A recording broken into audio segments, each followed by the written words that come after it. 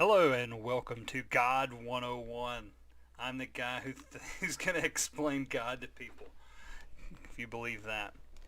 So, upon receiving my gnosis and furthermore accepting the Christ consciousness, I was clued into some things that make this world work the way it works. So I'm trying to extrapolate that data and convey it to other people so that they can understand. So here is my version of God 101. So, famous physicist who looks like he was high on LSD. That's what my eyes do when I take large amounts of psychedelics. Said God does not play dice with the universe. And when you get to the point where I'm at with self-mastery and understanding the world, when something kind of stands out or quote-unquote triggers you, so to speak, it's for a reason, right? It's for your own personal gain to learn something or to be inspired in some way. So, and this was a kind of a concept that I'd been floating around in my own mind once I started investigating a lot of these things. For instance, just getting to a certain point within my self mastery. For example, starting with the brain. It was almost like the brain has these safety measures built in, right, to prevent certain levels of ascension in thought until you're aligned with, whatever created us, which, would be, finding the win-win situation, when in order to accept the higher levels of consciousness, like the Christ consciousness, the God mind sync, as I call it. So ultimately, the way that it's I've come to understand it is that God is more or less systems, like systems used to create this reality, because the whatever it is that created us doesn't really have much it wants to do with us other than to keep on creating. Now there are sub levels of God, so to speak, replicants, and so on and so forth. God exists through everything, and everything exists through God, which is just the unknown science. Now, everything was created with a purpose. These systems were all purposefully created to, bring about a certain reaction or a certain thing. Now, this is usually taken in a lot of different directions to sell books, but as a human, your purpose is to create and find reason. Everything else is leading you to those two things: to create, discover how much you love to create, and then find a reason to create. What it is you create, who knows? That's what your life experience is trying to show you. So the quantum correlation, that's why I bring up Einstein, because quantum mechanics and everything is more or less, I think, what a lot of the religious texts are trying to explain. So, basically in the Bible, this is ask and it will be given to you. Seek and you will find. Knock and it will be opened to you. For everyone who asks receives, and he who seeks finds. And to him who knocks it will be opened. So this was it's a pretty interesting passage from the Bible, right? And I think it's alluding to the observer effect, which we'll get into a little bit later. But ultimately, throughout my research and my, which I'm still ongoing research, by the way, but throughout most of my research that I'm, conducting with myself and other people, my own personal experiments with quote-unquote God, the systems thereof, there are things that we just, I think that religion is more or less the kind of our basic understanding of a lot of the more complex laws that aren't readily understood, right? So religion was more or less, hey, this is how things work. It's to me, it's a codex of all human consciousness, but we're just talking about God right now. But ultimately, God is everything, right? It's all this stuff, right? It's a series of systems, and I think each religion explains a system that would need to be investigated and confirmed. But that's the hunch I'm going on, and that's what I'm investigating. And I've been able to correlate a couple of things that I find very interesting. So. And these are just examples of, the known sciences and the unknown science. I don't really refer to religion as religion anymore. I refer to it as the unknown science, or our best understanding at the time, right? Which is about time we update religion if that's what it's going to be, right? If religion is our best understanding of our world and how it works, well, it's time to put everything on together and put it on top of each other, and let's look at the big picture. So, there's one thing that both sides can agree on when it comes to science and religion. It's that the system is paradoxically perfect. The cosmological constants are perfectly tuned to allow this reality for our life to exist here. Now, could that be all random and intuitive? Yes, it could be.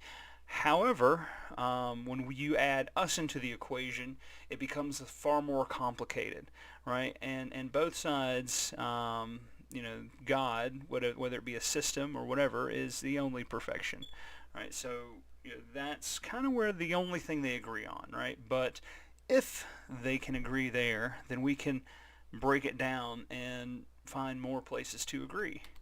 So two conclusions that we can make from all of these things, this stuff that we've come up, that we've all been investigating is, this is a simulation created by the grand architect to expeditiously experience new things and find reason. That makes a lot of sense to me, right? With my own personal life and my own experiences, this is where I'm leaning more. Now, the other conclusion is that we're just the result of creation through a system that was intuitively designed with intelligent guidance.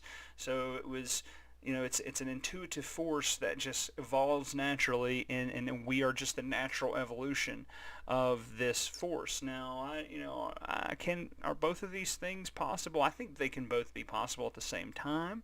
That the intuitive design that was intelligently guided ended up as the simulation that we're experiencing. So that's my conclusion, is we are a living simulation created by the architect itself to create reason and inspire others to do so as well. We're simply the lowest vibrational manifestation of God. Do with that what you will, hence free will.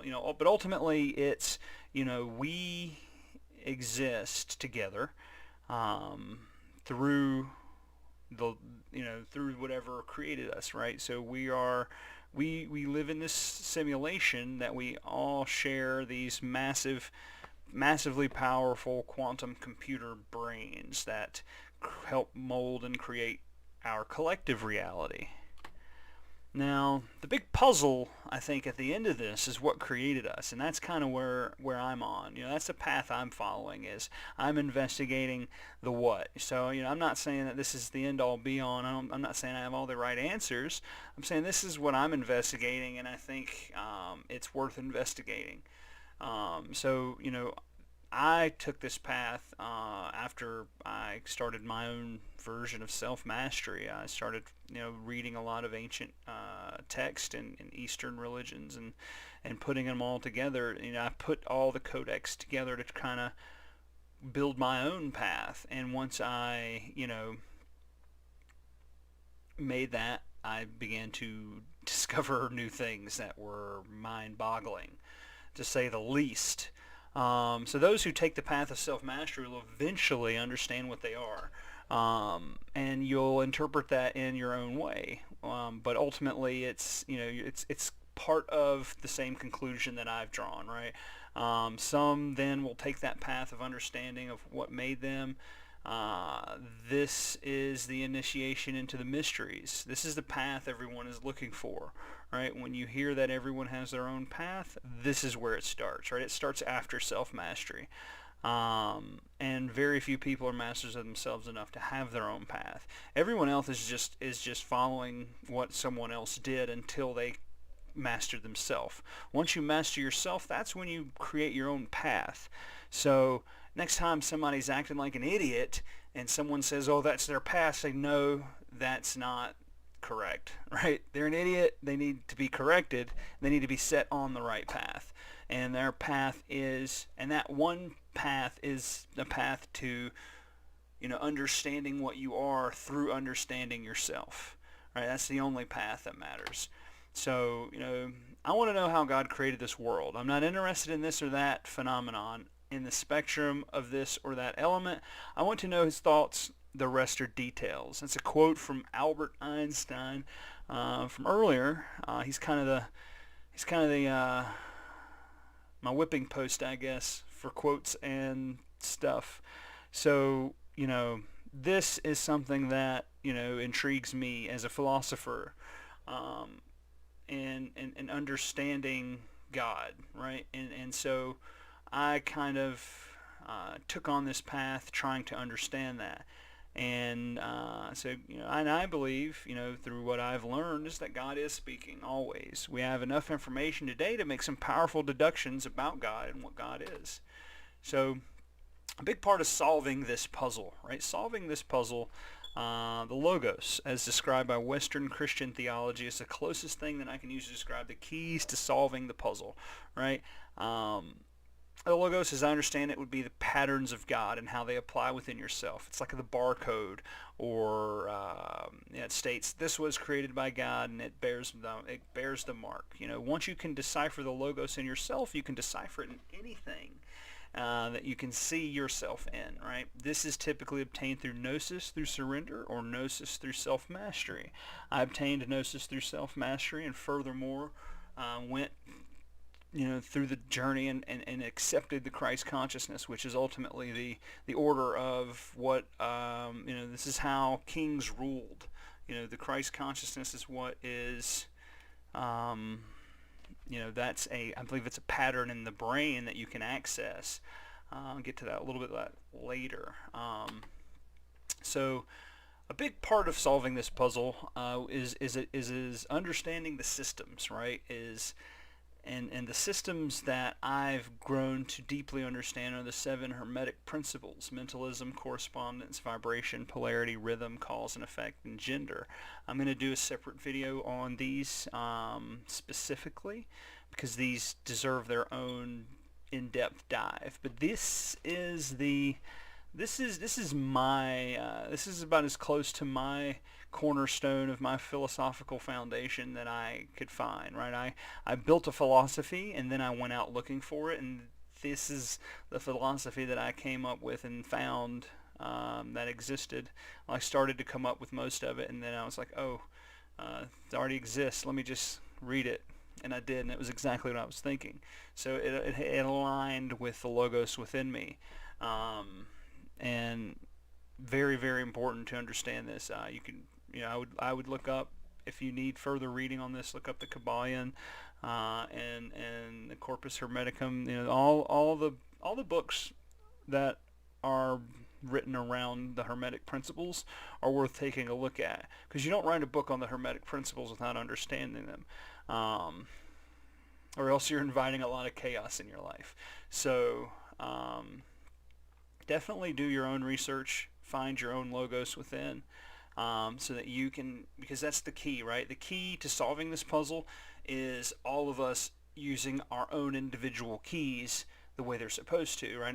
I have keys that can help other people unlock their keys, and they have keys that can help me unlock further keys, and so on and so forth. And then we can put these keys together, we can work together, we can understand more of what this reality is and how best to harmonize with it, right?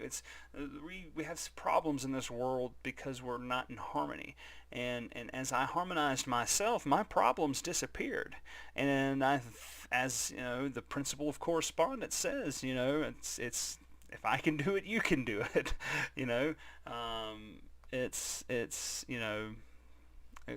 You'll see it when you see it.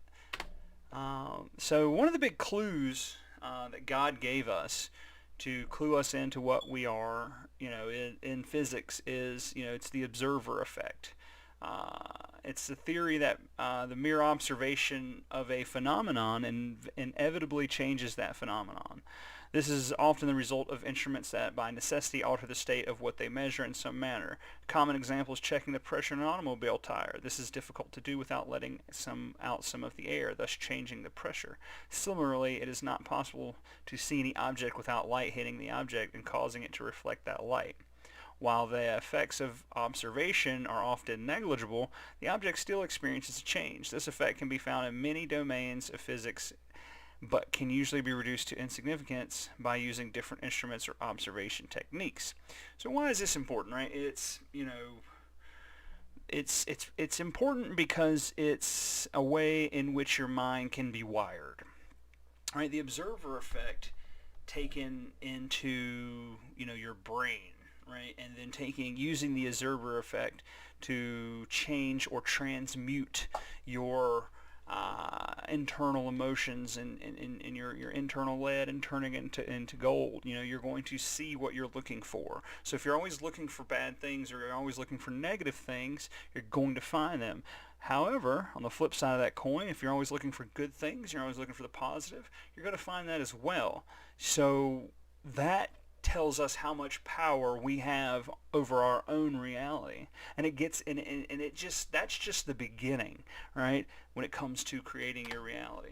So another clue are patterns, and patterns are efficient. Patterns are used to create balance. Patterns can be repeated by lesser beings. Everything in the natural world obeys order, and that order is typically a pattern of some sort. The most brilliant thing about patterns is that everything consists of patterns, and therefore you can correlate many things to a single pattern, right? So the triangle of God-man, right? Triangle is the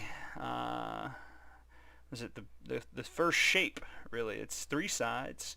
You can't make a shape with one side, you can't make a shape with two, but you can make something with three. And if you know anything about God or man, is that they're both very crafty at creating something with the least amount of materials. So what I'm trying to represent here is that you have God here, right? And then you have man, humans here. All right, so quantum entanglement and here's the triangle of God, here's the triangle of man. You see, as above, so below, right? It's this triangle goes to a focal point. Where does the light? Light needs to come from a focal point, right? So in order for us to take in the light, we have to have an opening. It all needs to converge at a single point, which would be our pineal gland, our first eye. Some people refer to it as the third eye. It was there before the other two, I can assure you. So ultimately here, we have the field. This is the field of reality in which we are entangled with God. See this green line here that connects man and God? See, that is the connection, and everything else is our field of reality. So we connect to God, are entangled through everything. Go ahead and explain it here. So the quantum entanglement is a physical phenomenon that occurs when pairs or groups of particles are generated, interact, or share spatial proximity in ways such that the quantum state of each particle cannot be described independently of the state of the others, even when the particles are separated by a large distance. So basically, what that's saying is, when you look at when God, let's say God is entangled with everything, right? And he's like, well, I've got all these particles and I can put them together in this way and I can create a simulation, and then I can create myself on the other end of this simulation through humans, and then God can interact and understand the world differently, understand new creations, new things. These are all, we have the ability to constantly create things. That's why creation almost instantly gets, anything that's created almost instantly gets praised, because it is created. People love to create. People love to marvel at creations. So, after creating everything, after creating this perfect system with nothing in it, it's like, what can I do with it? Well, let me create a simulation to test out all these limits that I've got in my own thing. I mean, that's what I would do if I could create anything. This is exactly what I do, right? If I was a god, this is exactly what I do, right? Is create a reality where I can unknowingly experience things separate from myself, right? And try to find my way back to myself, right? The puzzle. And so another big pattern that that is a huge clue, one of the most important clues that I use in my studies is the Fibonacci sequence. To me, it's the order of creation and how to maintain balance throughout creation. System God uses to create balance from nothing. So it's represented as numbers, as 0 being, that's the 0. Like if this were connected, it would be a 0, but you have to break off a piece, and when you break off a piece, it starts to spiral. But ultimately, you have your, 0 would be the creator, 1 would be the replicant of the creator that then thus creates again. Then you would, then it just replicates itself.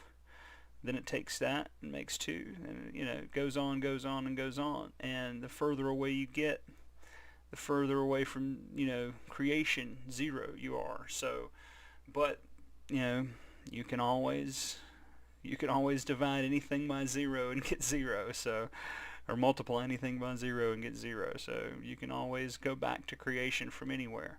So ultimately, this is a clue, and I'm sure someone, there's so many, you can just Google it, right? There's so many different things that this is applied to that it's not a coincidence, right? It's a clue, right? This is a clue.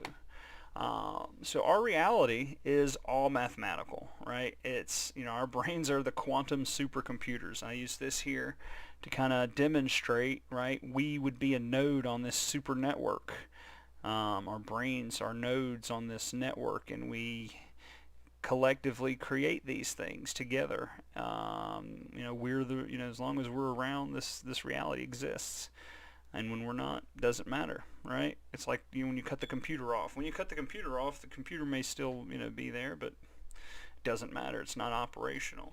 So, this is how I think our simulation is pretty much put together. Because when you get a little deeper into this self-mastery, and you can master your own feelings and master your own mind, you can almost tap into other people's thoughts sometimes. It's and you can I've seen things that like remote viewing and things that are inexplicable to me, but I've been able to replicate some of these experiments that I've seen, and it's fantastic. It's phenomenal, right? It's phenomenal what you can do with your brain just by getting yourself under control. So, creating your own reality this is kind of, what this is all about, and there's, basically your unknown science or religion. It's faith, meditation, and intuition, and then with the known science, basically your faith is your confidence in whatever it is. And, your meditation is, self-mastery. You need meditation and self-mastery. That's the thing. You can't self-master without meditation, I don't think. And and instead of using intuition, there would be those who would use reasoned outcome, right? So, you can create your own reality because you are the lowest manifestation of God, simple and plain, right? Now you need to understand your powers as God. So you can experiment on your own, and you can see for yourself, right? Basically, these are the 3 things you want to keep in mind: your frequency, your vibration, and your intention. Your frequency, think of your frequency as your wave. As a wave, you flow best with people who think like you, right? When you are with those people, your vibrations are automatically raised. So your frequency, think of it as your state of mind, your state of being. It's like I'm on this wave. That's my frequency. And this is the way I think. So I want to align myself with other people who think this way. And how do you do that? You do that by controlling your vibration. Your vibration is what would be closely linked to your emotions. I think your emotions are going to be your vibrational quantum operator, I believe. Because ultimately, throughout my own experiments, it's my emotions that allow me to affect my quantum density and thus invoke the law of attraction, so to speak, through raising my quantum density. And then intentions is essentially using the observer effect. You manager your intentions. Be the manager of your intentions. Knowing that you will find what you're looking for makes a huge difference, right? Because then you can start to narrow down your focus and really start to experiment through your intention setting, raising your vibration, and syncing with the frequency. Your spirituality is the quantum mechanics for humans, and occult science is the manipulation of your energy on a quantum level.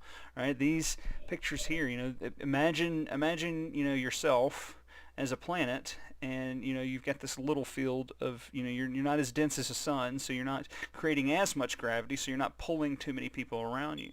So when you can, increase your density, you're going to bend the field more, and you're going to actually bend the field so much that people are going to start gravitating towards you.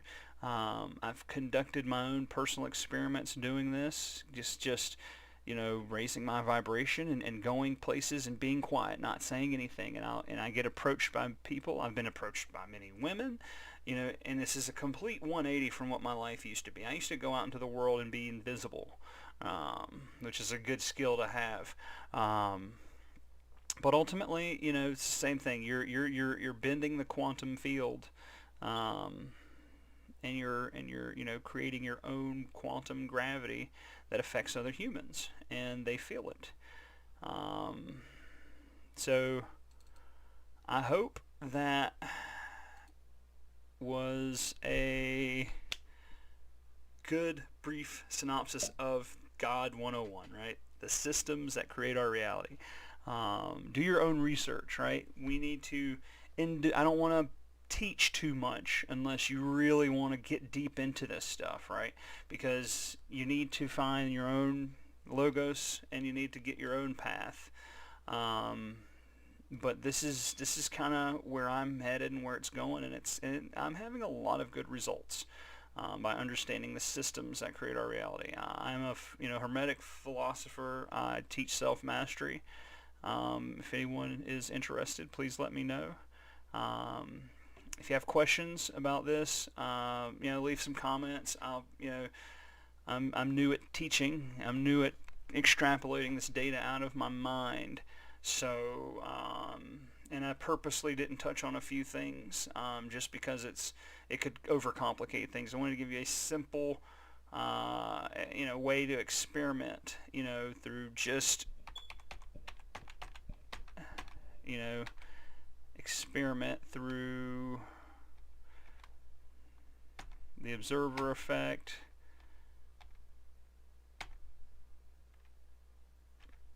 Right here, right? This is simple. It's set your mind to the frequency that you want.